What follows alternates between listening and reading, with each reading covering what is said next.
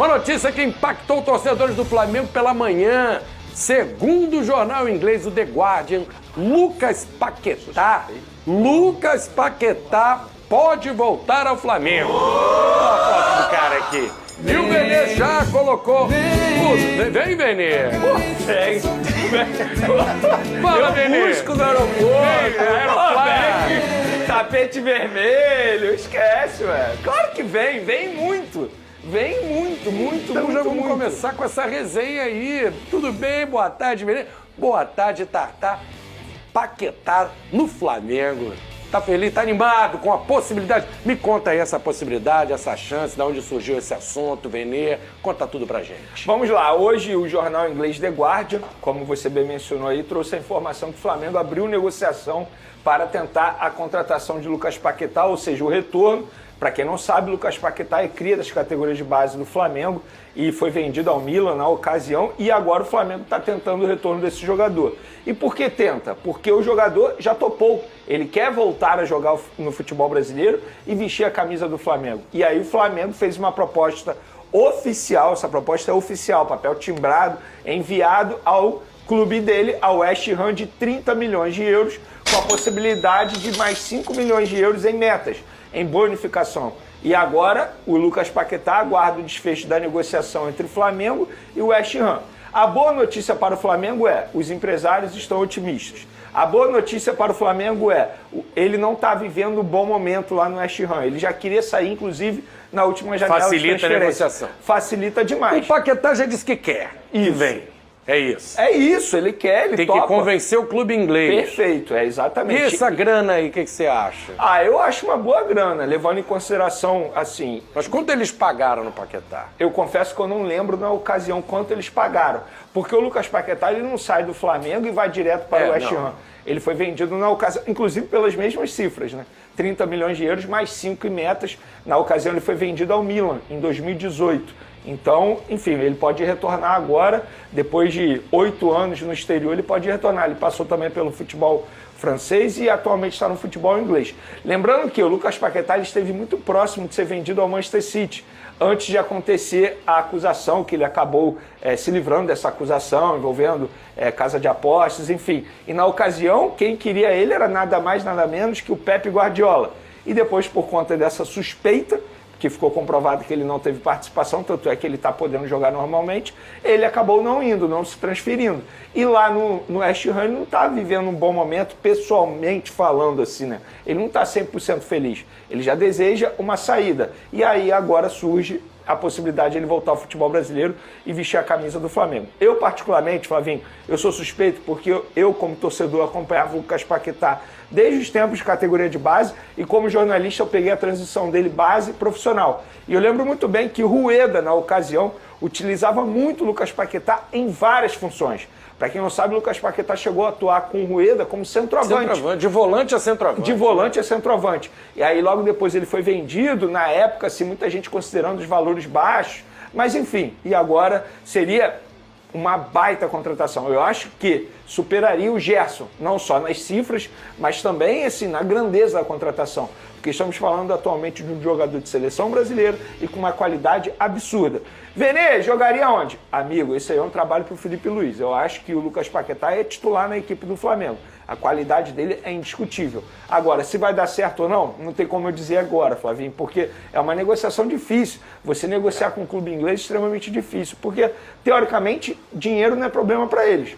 Mas eu acho que o fato do Lucas Paquetá já ter topado o projeto ajuda demais nessa negociação com o time inglês.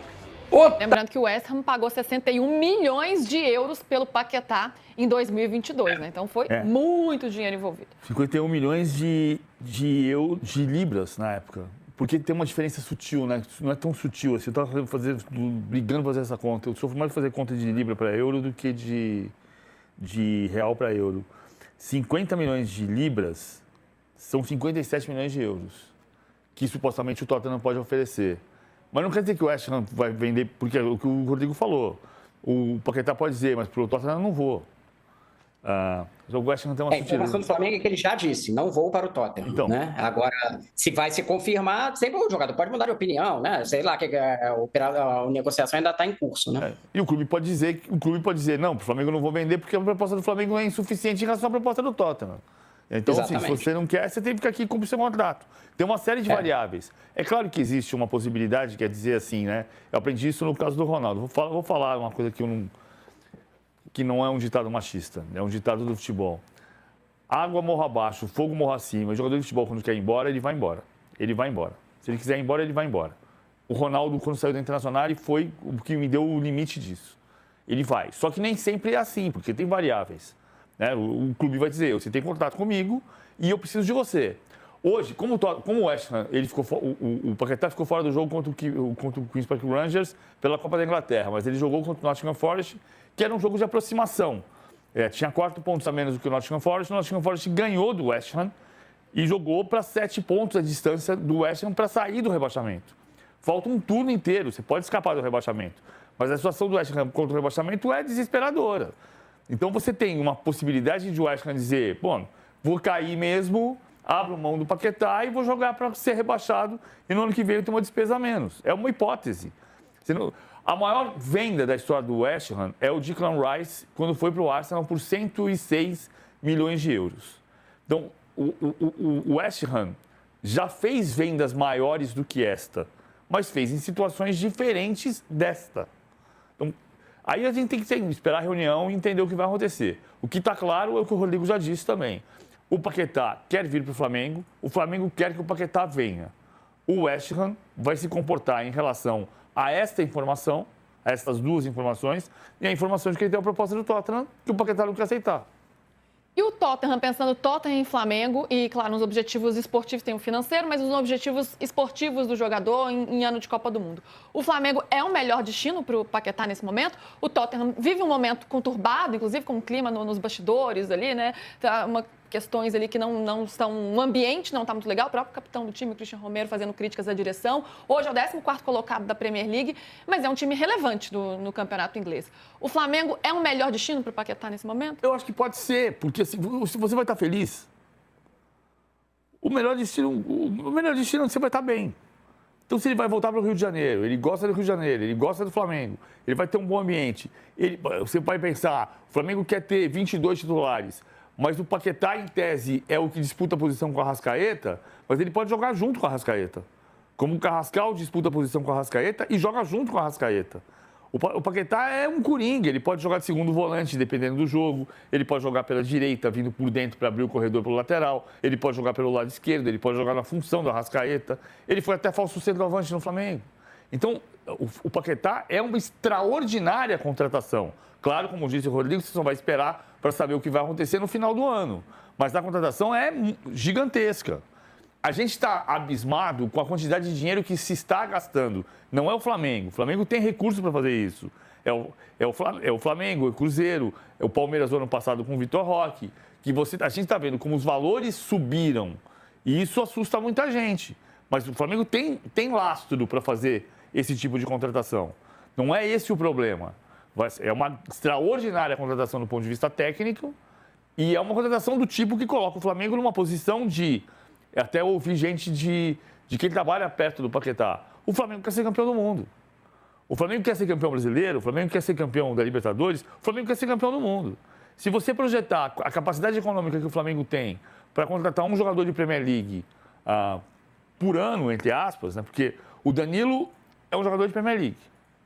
O Alexandre é um jogador de Champions League. O Paquetá é um jogador de Premier League. E você vai montando um elenco europeu. E no ano passado, ele não ganhou o Mundial por causa do Safonov, o goleiro do Paris Saint-Germain, ou por causa dos pênaltis perdidos. Então bateu na trave de ganhar o Mundial. E pode ganhar o Mundial no final desse ano, no final do ano que vem. Passa a ser uma questão de tempo pela capacidade de investimento que o Flamengo possui. E quando você olha e você ouve o que o BAP fala desde 2019, o que o BAP projeta é ter um Flamengo hegemônico nesse sentido e ser um clube mundial. Só que são duas realidades diferentes. O Flamengo pode ganhar o Mundial de Clubes e vai ter uma relevância extraordinária no nosso mercado, indiscutivelmente, vai crescer muito mais ainda. Por outro lado, O Flamengo vai crescer mais ainda se o Campeonato Brasileiro conseguir crescer, né? Mas são duas... Isso dá um debate muito mais longo. É longo. Diga, Rodrigo. Não, ia pontuar duas coisas, né? Uma sobre a analogia que o PVC falou, o dirigente do Flamengo, que não está lidando com essa negociação, mas é o Marcos Mota, ele tem uma frase que é: quem controla o jogador, controla a operação, né? Porque a vontade de onde o jogador quer trabalhar tem uma...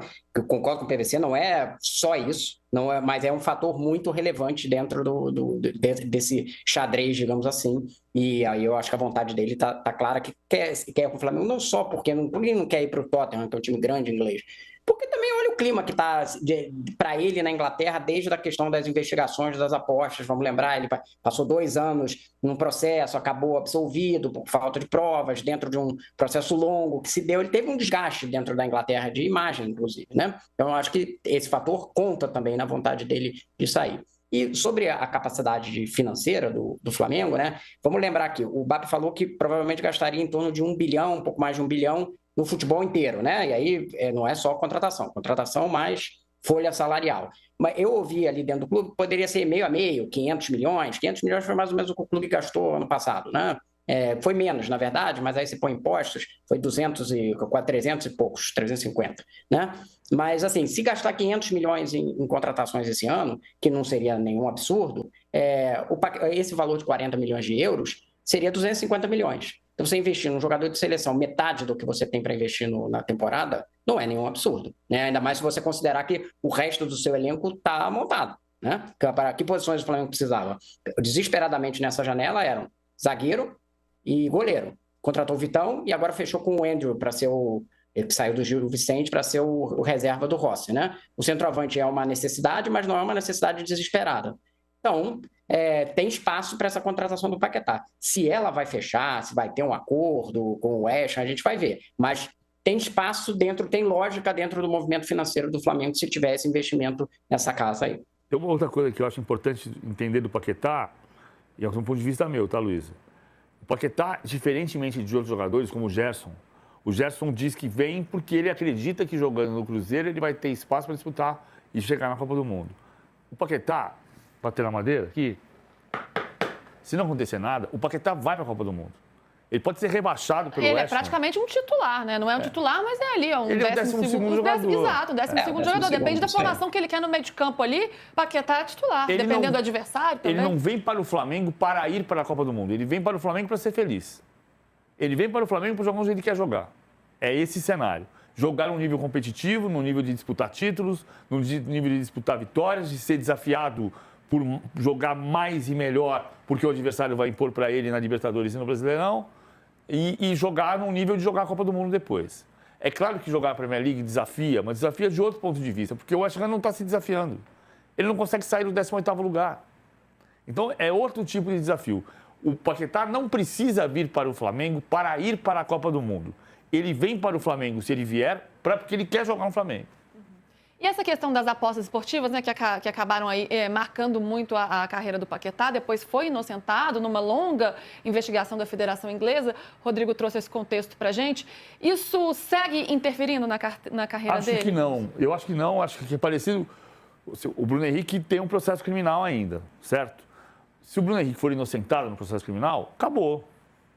Ninguém vai cobrar do Bruno Henrique se ele for inocente. Você vai para o processo criminal. Você vai para o processo criminal te absolveu, acabou. O Paquetá foi absolvido. Ah, mas por que não conseguiram juntar provas suficientes? Se você não junta provas suficientes, você é inocente. Então, eu acho que a gente tem que partir dessa premissa nesse caso. O Paquetá foi inocentado. Ah, mas porque não teve prova suficiente? Não teve prova suficiente, ele é inocente. Rodrigo, e pensando pelo lado do Flamengo, quero te ouvir, mas já acrescentando, né? O quanto agregaria para o Flamengo ter o Paquetá? Ele tem um meio de campo ali com muitas opções, né? É um grande elenco, mas o Paquetá é um jogador de uma outra prateleira, né? Um jogador praticamente titular de seleção brasileira, da Premier League e tudo. O quanto agregaria para esse Flamengo se tornar ainda mais hegemônico ter o Paquetá hoje? Só acrescentando a informação do PVC sobre processo criminal, né? Vamos lembrar que a gente publicou aqui no UOL informação sobre o Luiz Henrique receber dinheiro do do tio do Paquetá, né? E poderia ser uma investigação que reunisse os dois, porque na época o que foi investigado pela Federação Inglesa era que os dois tivessem recebido, possivelmente, né, se era suspeita, que tivessem recebido, não, que tivessem forçado o cartão amarelo em jogos casados, né? Essa era a suspeita que, como o PVC falou, ele foi inocentado. No Brasil nunca se desenvolveu a investigação desse caso. E tinha uma explicação, porque o entendimento era, eu falei inclusive com a Polícia Federal na época, de que esse era um caso para ser, se tivesse investigação na Espanha, não faria sentido ser feita no Brasil. Na verdade, a Espanha chegou a pedir informações, como já foram publicados por vários veículos, mas nunca andou a coisa lá, mas aí também não andou no Brasil.